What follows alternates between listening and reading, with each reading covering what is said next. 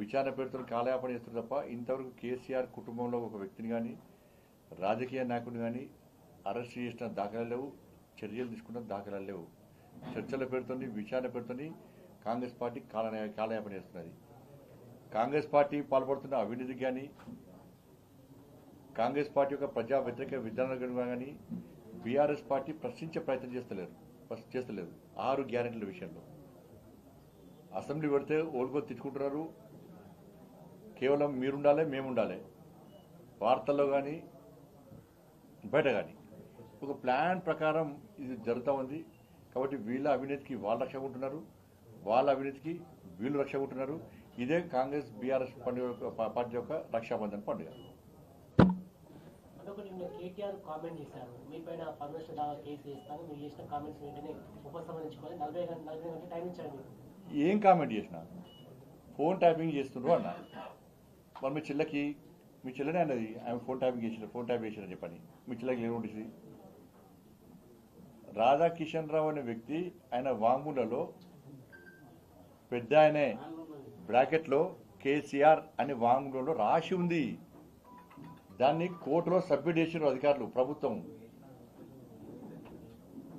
మరి రాధాకిషన్ రావుకి ఇస్తావా నోటీస్ ఇస్తావా? ఎవరికి ఇస్తావు నోటీసు?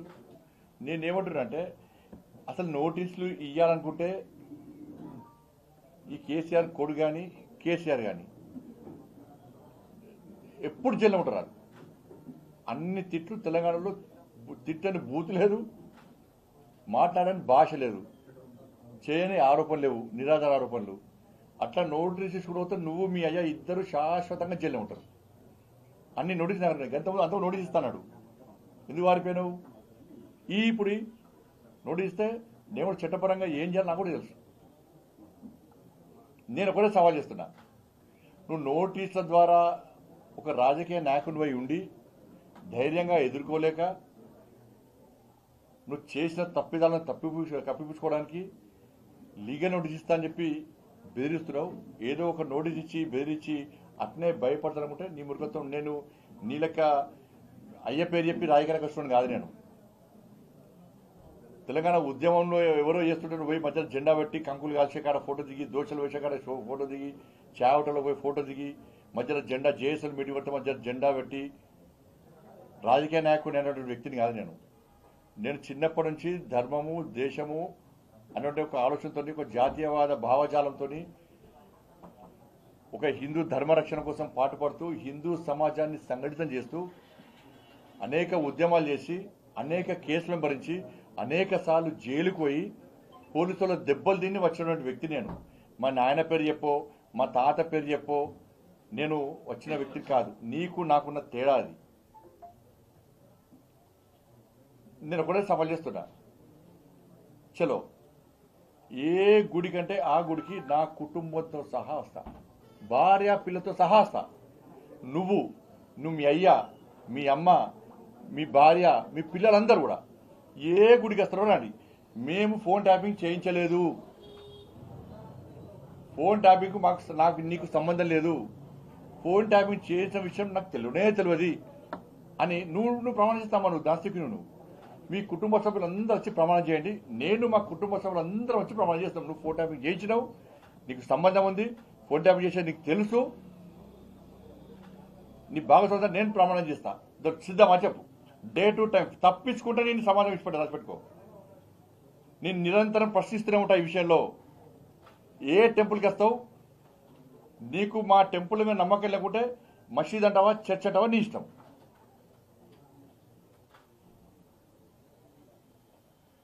ఈ సవాల్కు నువ్వు సిద్ధమా? నేను రెడీ. మా భార్య పిల్లతో సహా కుటుంబ సభ్యులు అందరం వస్తాం, మేము ప్రమాణం చేస్తాం. తడి బట్టలతో కూడా ప్రమాణం చేయడానికి సిద్ధం. నువ్వు రెడీయా చెప్పు. నువ్వు మీ కుటుంబ సభ్యులు మీ నాయనతో కూడా మాట్లాడు. ఒక్కరోజు ఫామ్లోకి బయట రమ్మను. మా కుటుంబానికి సంబంధం లేదు, ఫోన్ ట్యాపింగ్ విషయం మాకు తెలియదు. అసలు నేను ఒకటే చెప్తున్నా, ఇది సిద్ధమా చెప్పు. బీఆర్ఎస్ పార్టీల మాజీ ఎమ్మెల్యేలు కానీ మాజీ మంత్రులు కానీ ఎవరికైనా కానీ కొంచెమన్నా మీకు రోషం ఉంటే అసలు ఆ పార్టీ ఇచ్చిపెట్టి బయట రావడం. మీరు మీ అందరి ఫోన్ ట్యాప్ చేసాడు. ఆ లిస్టు పోయి చెప్తే లిస్టు తెలుస్తుంది. బీఆర్ఎస్ పార్టీ ఎమ్మెల్యేల ఫోన్లన్నీ ట్యాప్ చేసిండు, అందరి మ్యాక్సిమం మంత్రులకు కూడా. ఇట్లా సిగ్గుండే దాన్ని ఉండడానికి మీ మీదే నమ్మకం లేదు.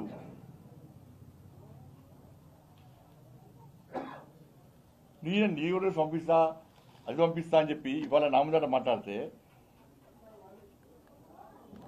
కాబట్టి అంతా కూడా ఇదంతా అండర్స్టాండింగ్ పాలిటిక్స్ బీఆర్ఎస్ కాంగ్రెస్.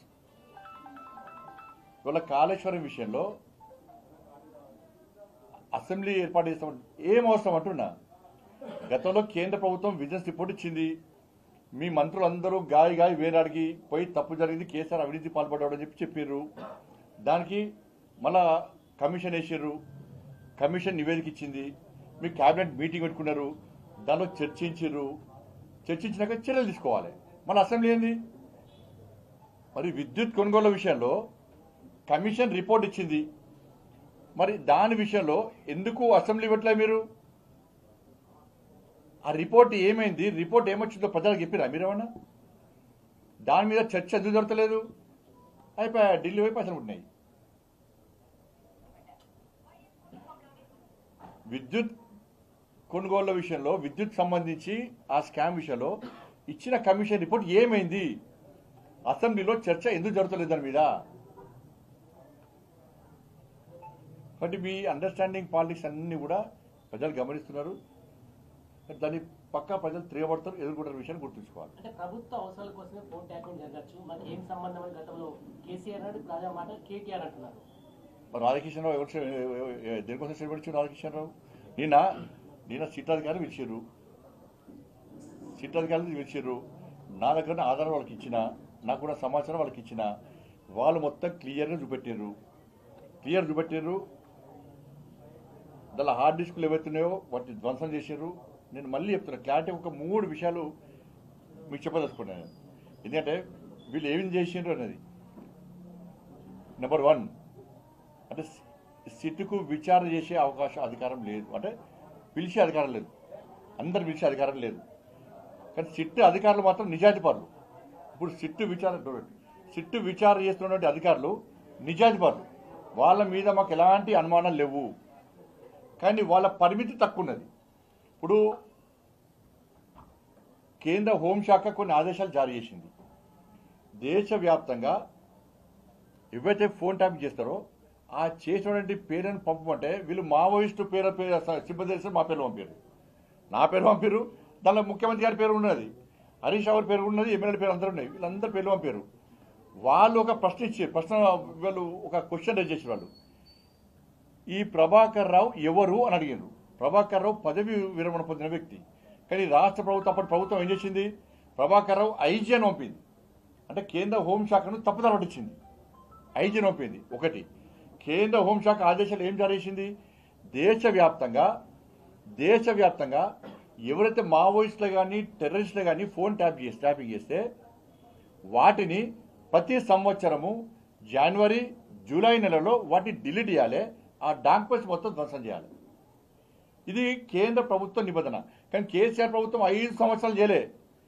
ఈ ప్రభాకర్ అనే వ్యక్తి ఏం చేసిండు, మొన్న ఎన్నికల తర్వాత ఇక ప్రభుత్వం రాదు అని తెలుసుకున్న తర్వాత నవంబర్లో చేసిండు. నవంబర్లో చేయరాదు, కేంద్ర ప్రభుత్వం ఆదేశాలు ఏంటి, జనవరి జూలై నెలలో అటు చేయాలి. కానీ ప్రభాకర్ రావు ఏం చేసిండు, నవంబర్లో చేసిండు. ఇది కేంద్ర ప్రభుత్వం హోంశాఖ నిబంధనలకు పూర్తి విరుద్ధం. అందుకే సిబిఐ విచారణ జరపాలంటున్నాం. డిపార్ట్మెంట్ ఆఫ్ టెలికమ్యూనికేషన్ సంబంధించి వాళ్ళు ప్రశ్నార్థ వీళ్ళు ఉల్టా సమాధానం ఇచ్చారు, వాళ్ళకంత రాంగ్ మెసేజ్ ఇచ్చారు. కాబట్టి అది కేంద్ర ప్రభుత్వ సంస్థ, కాబట్టి సిబిఐకి ఇవ్వాలంటున్నాం.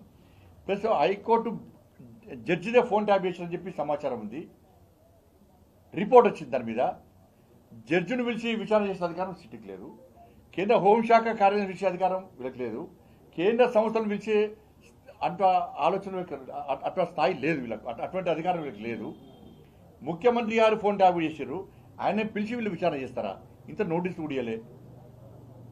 ఇలా ఏమంటారు అంటే అందరు బీఆర్ఎస్ పార్టీ ఎమ్మెల్యేలు పిలవండి, పిలిచి వాళ్ళ స్టేట్మెంట్ రికార్డ్ చేయండి. వాళ్ళ ఫోన్ ట్యాప్ చేసిన ఎందుకు పిలుస్తున్నారు వాళ్ళను? ఫోన్ ట్యాప్ చేసిన వ్యక్తి ఎవరు? ఇప్పుడు కాళేశ్వరంలో అన్నింటిలో పిలిచిరు, కేసీఆర్ పిలిచిరు, హరీష్ రావు గారు పిలిచిరు, అందరు పిలిచిరు. మరి ఫోన్ ట్యాప్ విషయంలో కేసీఆర్ ఎందుకు పిలుస్తలేరు, కేసీఆర్ కొడుకునేది పిలుస్తలేరు, ఎందుకు పిలిచి విచారణ చేస్తలేరు మీరు? బండి సంజయ్కి నిఘా వ్యవస్థ మీద అవగాహన లేదు, కేంద్ర హోంమంత్రి ఎట్లా అయ్యారు? అవును, ఎట్లా పనిచేస్తుంది? నీలక కొంపలు ముంచే తెలివి నాకు లేదు, వాని మీద కొంపలు ముంచే తెలివి నాకు లేదు. ఇలా ఇంత పోటీగానక మాట్లాడుతున్నావు, సిగ్గుండాలని కొంచెమన్నా. మీరు బతుక అనేది భార్యాభర్తల ఫోన్ అయిన మూర్ఖులు నీచులు మీరు. ఎస్ఐబి అంటే ఏంది చెప్పు, నాకు చెప్పు. ఎస్ఐబి అంటే దేనికోసం పనిచేయాలి? నువ్వు బాగా తెలివిమంతుడు కదా, నీకు బాగా తెలివి ఉంది కదా. ఎస్ఐబి అంటే ఏంది? ఎస్ఐబి దేనికోసం పనిచేయాలి? మావోయిస్టుల కోసం పనిచేయాలి, మావోయిస్టుల కదలికల విషయంలో పనిచేయాలి. కానీ ఎంతమంది పోలీసులు ఎస్ఐబిలో ఉండి నీ ప్రభుత్వం రాకముందు ఎంతమంది బలిదానం అయిపోయారు ఇవాళ నక్సల చేతిలో. నువ్వు వచ్చినాక ఏం చేసినావు? నీ సుట్టమైన ప్రభాకరం వాటికి ఎస్ఐబిఐ ఆఫీసర్ చేసినావు, పదవీ విరమణ పొందినాక కూడా ఆఫీసర్ చేసినావు. ఎందుకోసం చేసినావు నువ్వు? నీకు బాగా తెలుసు కదా ఇంటెలిజెన్స్ మీద.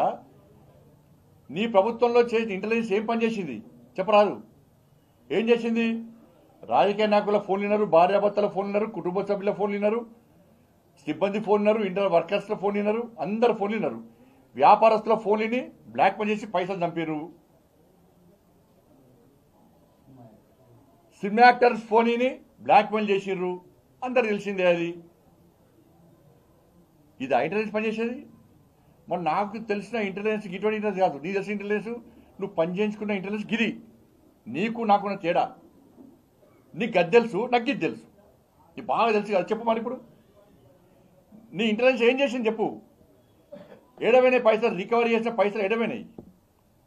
ఎంత పట్టుకున్నారు, ఎంత రికవరీ చేసారు? నీకు ఇన్ని వేల కోట్ల రూపాయలు ఎక్కడి నుంచి వచ్చినాయి? దుబాయ్ అది కర్ణాటక ఎలక్షన్లో పైసలు ఇస్తేవి పోయి, బెంగాల్ ఎలక్షన్ పోయి పైసలు ఇస్తేవి, ఢిల్లీ ఎలక్షన్లో పోయి పైసలు ఇస్తేవి కాంగ్రెస్ వాళ్ళకు. ఎక్కడి నుంచి వచ్చినా నీకు పైసలు అంటున్నా. కాంగ్రెస్ వచ్చినావు, ఈత పాటకి ఇచ్చినావు. బెంగాల్ పోయి మీ అయ్య పోయి పైసలు వేయలేదా? ప్రమాణం చేయమని చెప్పి మీ అయ్యను. బెంగాల్ పోయి మమతా బెనర్జీ గారికి మీ అయ్య పోయి పైసలు వేయలేదా? ఇప్పుడు కాంగ్రెస్ పార్టీలో చేరిన నాయకుడే పోయి మీ అయ్యబడి పోతే మీ అయ్యను మమతా బెనర్జీ గుర్తుపట్టలే. మీ అయ్యను బయట ఉంచింది మమతా బెనర్జీ. ఇప్పుడు కాంగ్రెస్ పార్టీలో చేరిన నాయకుడిని లోపల తీసుకుపోయింది. మీ అయ్య ఇన్సల్ట్గా ఫీల్ అయ్యాడు. ఇది వాస్తవం కాదా? ముంబైలో పోయి పైసలు లేదా ఎలక్షన్లకు? ఇన్ని పైసలు ఎక్కడి నుంచి వచ్చినాయి? నువ్వు అమానీతులు చెప్పేది. నీ బండారం అంతా బయటపడతా, అన్నీ ఉన్నాయి. వ్యక్తిగతంగా పోవద్దు, అటువంటి క్యారెక్టర్ అనేది కాదు, ఇది మంచిది కాదు అని మాత్రమే సంస్కారం అనేది అడ్డం వస్తుంది. కాబట్టి నేను దూరం ఉన్నా. చెప్పు, ఇంటెలిజెన్స్ వ్యవస్థ గురించి నేను చెప్పినా, మరి నువ్వు చెప్పు. నీ ఎస్ఐబి ఏం చేసింది చెప్పు. రాధాకృష్ణ స్టేట్మెంట్ ఇచ్చింది కదా, దానికి సమాధానం చెప్పు. బాగుండి వచ్చిన సమాధానం చెప్పు. దానికి నేను ఇప్పించినా, మా పార్టీ నాయకులు ఇప్పించిరా? సిగ్గుండాల మా కార్యకర్తల గన్ని కేసులు పెట్టినావు, నా మీద కేసులు పెట్టినావు, మా నాయకుల మీద కేసులు పెట్టినావు, జైల్లో పంపినావు. నువ్వు ఎలా మాట్లాడేది? అంటే సంజయ్ గారు మీ దగ్గర అన్ని రకాల ఆధారాలు ఉన్నాయి. ఆధారాలు ఉన్నప్పటికీ బీఆర్ఎస్ నేతల మీద ఎలాంటి కేసులు నమోదు? ఎందుకంటే మీ దగ్గర ఉన్న చట్టాలు ఉన్నాయి ఆల్రెడీ. కేసులు మేము చేయరాదు. టెలికాం యాక్ట్ మీ చేతిలో ఉంటుంది. ఏదున్నా కూడా రాష్ట్ర ప్రభుత్వం నుంచి రావాలి. ఇలా అందుకే మేము అందుకే ఏమంటున్నాం, దయచేసి ఇవి కేంద్రం అదిలో కాబట్టి సిబిఐ ఎంక్వైరీకి మేము అడుగుతున్నాం. ఈ రాష్ట్ర ప్రభుత్వము స్పందిస్తలేదు కాబట్టి హైకోర్టులో కూడా కేసు వేసినాం మేము. ఇప్పుడు మా రాష్ట్ర అధ్యక్షుడు రామచంద్ర గారు గతంలో కూడా కేసు వేయించిండు.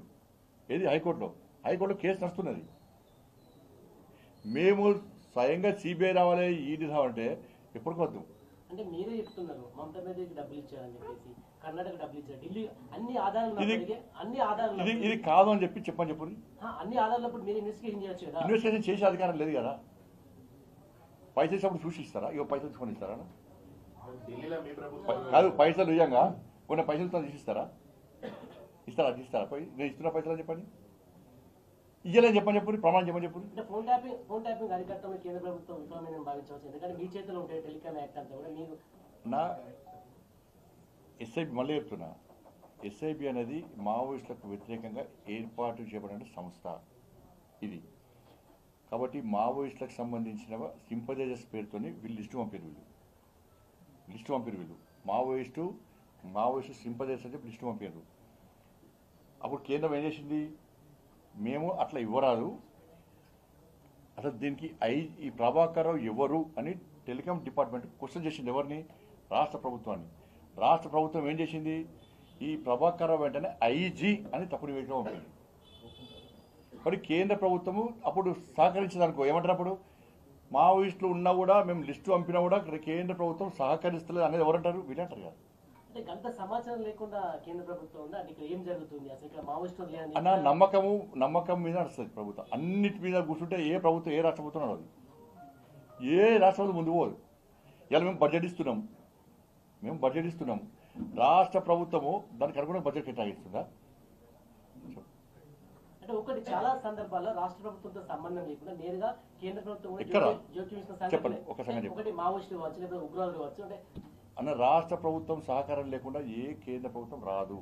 అది బీజేపీ ప్రభుత్వం కానీ ట్రాపింగ్ వ్యవహారం అది. ఎక్కడ వేసారు? మామూలుగా ఉగ్రవాద ఇప్పుడు బీజేపీ పాలిత రాష్ట్రాలు ఉన్నాయి, ఎక్కడన్నా ఈ ఆరోపణలు ఉన్నాయి. అనేక రాష్ట్రాల్లో బీజేపీ పాలిత రాష్ట్రాలు ఉన్నాయి, ఎక్కడన్నా ఈ ఆరోపణలు ఉన్నాయా? ఆడ కూడా టెర్రరిస్టు భావాజాలం, టెర్రరిస్టుకు సంబంధించి కూటమి జరుగుతుంది కావచ్చు, ఎక్కడైనా ఈ ఆరోపణలు ఉన్నాయా చెప్తున్నాను. బీజేపీ పాలిత రాష్ట్రంలో ప్రతిపక్షాలు ఎక్కడైనా ఆరోపిస్తున్నాయా బీజేపీ మీద? అంటే ఒకటి, మీరు రాష్ట్ర అధ్యక్షుడు ఉన్నప్పుడే ఫోన్ ట్యాపింగ్ అని చాలా సార్లు చెప్పారు, కనీసం 3-4 ఏళ్ళు అవుతుంది. అప్పటికి కూడా ఎందుకు కేంద్ర ప్రభుత్వం జోక్యం కేంద్ర ప్రభుత్వం జోక్యం చేసుకోవాలి, మీకు అర్థమవుతలేదు. వీళ్ళు ఏం చేశారు, మావోయిస్టు సింపథైజర్స్ అని చెప్పి లిస్ట్ పంపించారు డిపార్ట్మెంట్లో. వీళ్ళకి ఇదని తెలుస్తుందా? దాన్ని మళ్ళీ బయటికి లీక్ చేస్తారా? ఒక నిమిషం చెప్తాను. సంజయ్ గారి పేరు టెర్రర్ డిపార్ట్మెంట్కి ఏం తెలుస్తుందా? నేను ఎంపీ ఉన్నప్పుడు వాళ్ళు ఏం చేస్తారు, మన క్రాస్ చెక్ చేసుకునే అవకాశం ఉండదు. ఫలానా సంపత్ గారిది, ఫలానా సంజయ్ గారిది అన్ని పెట్టిన పేర్లు అన్ని ఇంటెలిజెన్స్ ఇచ్చి చేసుకుంటారా? బయట లీక్ చేసే అవకాశం ఉండదు. ఇది రహస్యంగా ఉంచాల్సి వస్తుంది. ఇప్పుడు కేంద్ర హోంమంత్రి అయిన తర్వాత విషయం తెలుసు, అంటే నాకు కూడా ఏం తెలిసింది, క్రాస్ చెక్ చేసుకునే అవకాశం ఉండదు. ఏంటంటే ఒక నమ్మకం విశ్వాసాల మీద ఇది ఆధారపడి ఉంటుంది. అటువంటి నమ్మక విశ్వాసాన్ని బీఆర్ఎస్ పార్టీ ప్రభుత్వం దోకా ఇచ్చింది, ద్రోహం చేసింది. ఏం చేసారు దాన్ని? ఏం చేసారు అది? ఇప్పుడు ప్రవీణ్ రావు పార్లమెంట్కి అన్నారు, ప్రవీణ్ రావు అని రాస్తారు, మధు అని రాస్తారు, రమేష్ అని రాస్తారు. ఏం చేస్తారు వాళ్ళకు? నమ్మకం ఎవరి మీద వాళ్ళకు? డిపార్ట్మెంట్ నాకు ఇప్పుడు తెలిసింది కదా. ప్రివిలేజ్ అంటే దానికి వాళ్ళు రిపోర్ట్ ఇవ్వాలి. ఇప్పుడు కోర్టులో ఏమవుతుంది, సిబిఐ ఎంక్వైరీ అయినాక ఏమవుతుంది, సిబిఐ ఎంక్వైరీ చేస్తే ఎవరు ఫోన్ ట్యాప్ చేశారు ఏంటనేది సమగ్ర నివేదిక వస్తుంది. లేకుంటే సిట్ వాళ్ళు నివేదిక ఇస్తారు, నివేదిక ఇచ్చినాక దాని ప్రకారం పోవాల్సి వస్తుంది. మాకు నిన్న క్లియర్గా డీటెయిల్ రిపోర్ట్ చూపెట్టిన వాళ్ళు. ఇంకా మీరు నమ్మరు, ఇక పేర్లు చెప్పదు కానీ ఇద్దరు నాయకుల అంచెలకు సంబంధించి మాట్లాడుకున్న వాయిస్ రికార్డ్ కూడా ఉన్నది. వాళ్ళు డిలీట్ కాలే అది. అంటే వీళ్ళకి ఎంత నీచులు వీళ్ళు ఈ 24 గంటలకు అదే పనిగా అది పెట్టుకొని చిన్నపిల్లలు పాట అంటారు కదా, వాళ్ళకి ఇదే పని. ఆ ప్రణీత్ రావంటోడికి ఈ రాధాకృష్ణకి అదే పనిగా, వేరే పని లేదు. ఇక ఫోన్ ట్యాపింగ్ లో కేసీఆర్ అరెస్ట్ కాబోతారా? మీకు నమ్మకం ఉందా? సిట్టు పైన నమ్మకం లేదు, అధికారుల మీద నమ్మకం ఉంది, ప్రభుత్వం మీద నమ్మకం లేదు. మాకు ప్రభుత్వం మీద నమ్మకం లేదు, అందుకే సిబిఐ అంటున్నాం. అందుకే ఇప్పుడు ఏమంటున్నా అంటే హైకోర్టు టీఎస్పీఎస్సీ పేపరు విచారణ జరిపిన హైకోర్టు జడ్జిదే ఫోన్ ట్యాప్ చేసిందని చెప్పి వచ్చింది. ఆ జడ్జిని పిలిచి విచారణ చేసే అధికారం ఉందా?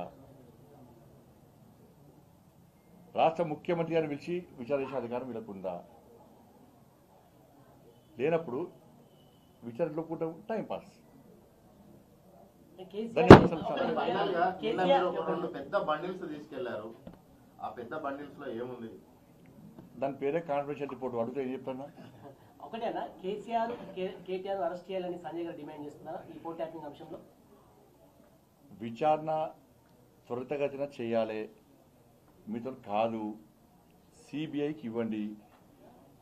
ఫోన్ ట్యాపింగ్ జరిగినట్టు నిన్న ఆధారాలు చూపెట్టినారు, అనేక ఆధారాలు చూపెట్టారు. చాలా మంది ఇప్పటికే విచారణ జరిపారు. దాదాపు 6,000 మంది దాకా 6,000 మంది ఫోన్ ట్యాపింగ్ చేసినట్టు అక్కడ వాళ్ళు చూపెట్టారు, రికార్డు చూపెట్టారు, అన్ని ఆధారాలు చూపెట్టారు. చూపెట్టక కూడా ఇంకా చర్యలు తీసుకుంటారు. ఎందుకు నమ్మకం లేదు వీళ్ళ మీద అంటే, గతంలో ఇంతమంది చెప్పిన విద్యుత్ కొనుగోళ్ల విషయంలో నివేదిక వచ్చినా కూడా ఇంతవరకు దాన్ని అసెంబ్లీ చర్చ లేదు, దానికి చర్యలు లేవు. ఫార్ములా ఈ కేసు సంబంధించి కూడా కోర్టు డైరెక్షన్ ఉన్నప్పుడు కూడా కనీసం ఇంతవరకు అరెస్ట్ లేదు, నాకు చర్యలు లేవు. ఇట్లా అనేక కేసులు ఉన్నాయి కాబట్టి వాటి మీద ఎలాంటి చర్య తీసుకుంటలేరు కాబట్టి వెంటనే సిబిఐకి ఇస్తే సిబిఐ త్వరితగత విచారణ జరుగుతుంది, చర్యలు తీసుకోవాలని చెప్పి డిమాండ్ చేస్తుంది. కేసీఆర్, కేటీఆర్, సంతోష్ రావు వాళ్ళ ముగ్గురు మినహా మిగతా అందరు చేశారు. ట్యాప్ చేసి హరీష్ని కవితను విచారణకు పిలుస్తారని అనుకుంటున్నారు సార్. పిలవాలని నేను అంటున్నా. ఇప్పుడు కవితకి చెప్పింది పిలవాలని అంటున్నా. మరి ఇప్పుడు హరీష్ రావు గారిని ప్రమాణం చేయమని చెప్పండి, అది అలాగని చెప్పండి, చెప్పండి. సరే, గతంలో తెలంగాణ రాష్ట్రంలో ఈ టెక్నాలజీ మీద ఫోన్ వాడే దాని మీద అవగాహన లేని వ్యక్తి కూడా కేసీఆర్ ప్రభుత్వంలో జనరల్ నార్మల్ కాల్ చేసే పరిస్థితి లేదు. ఏంటంటే కేసీఆర్ వింటున్నట అన్నారు. కేసీఆర్ అన్ని ఫోన్లు వింటాడట.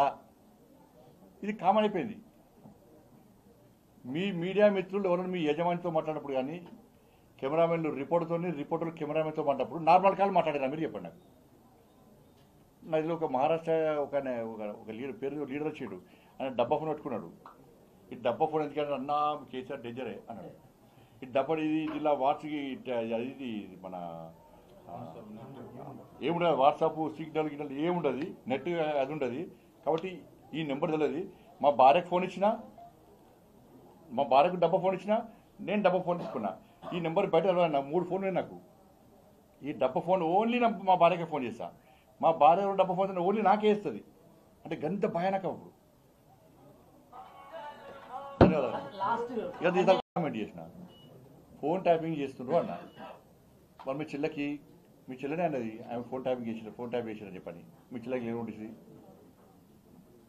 రాధాకిషన్ రావు అనే వ్యక్తి ఆయన వాంగ్మూలలో పెద్ద ఆయనే బ్రాకెట్లో కేసీఆర్ అనే వాంగ్మూలలో రాసి ఉంది. దాన్ని కోర్టులో సబ్మిట్ చేసిన అధికారులు, ప్రభుత్వం. మరి రాధాకిషన్ రావుకి ఇస్తావా నోటీస్ ఇస్తావా? ఎవరికి ఇస్తావు నోటీసు? నేనేమంటున్నా అంటే అసలు నోటీసులు ఇవ్వాలనుకుంటే ఈ కేసీఆర్ కొడుకు కానీ కేసీఆర్ కానీ